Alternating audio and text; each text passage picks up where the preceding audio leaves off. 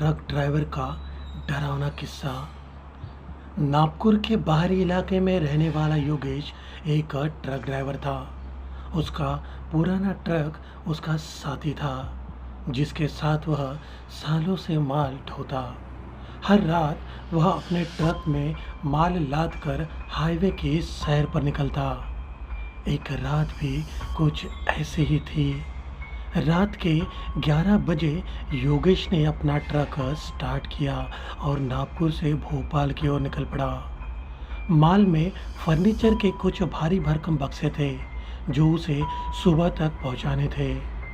Highway पर रात का सन्नाटा था।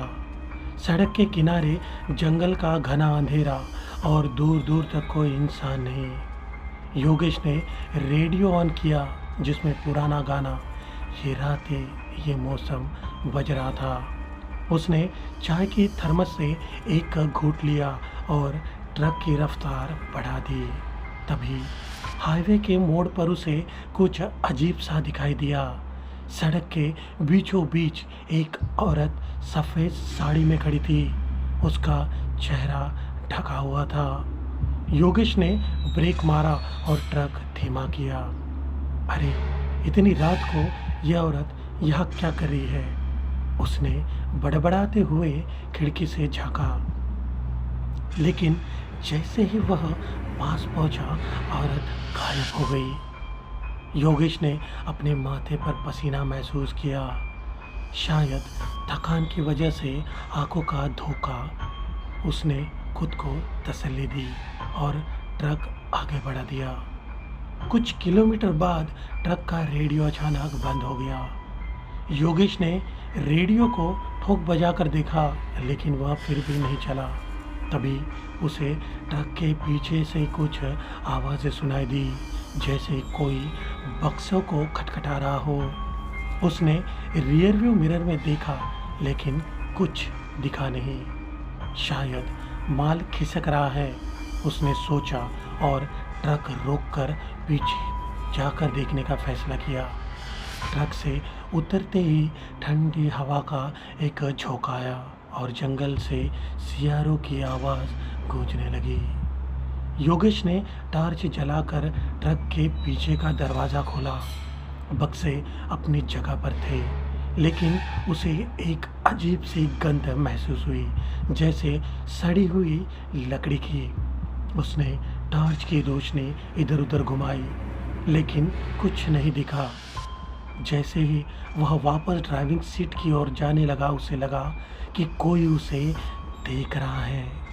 वापस ट्रक में बैठते ही उसने देखा रेडियो फिर से चालू हो गया, लेकिन अब उसमें गाना नहीं, बल्कि एक औरत के सिसकने की आवाज़ आ रही थी। योगेश का दिल जोर जोर से धड़कने लगा। उसने रेडियो बंद करने की कोशिश की, लेकिन बटन का नहीं कर रही थी।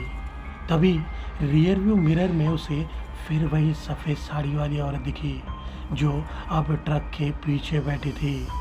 उसका चेहरा अब भी ढका हुआ था, लेकिन उसकी आंखें चमक रही थी। योगेश ने डर के मारे गाड़ी की रफ्तार बढ़ा दी। उसने मिरर में देखना बंद कर दिया और बस भगवान का नाम जपने लगा। कुछ देर बाद सिसकने की आवाज़ बंद हुई और रेडियो में फिर से वही पुराना गाना बजने लगा।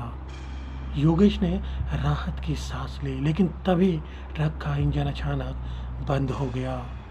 हाईवे पर सन्नाटा और गहरा।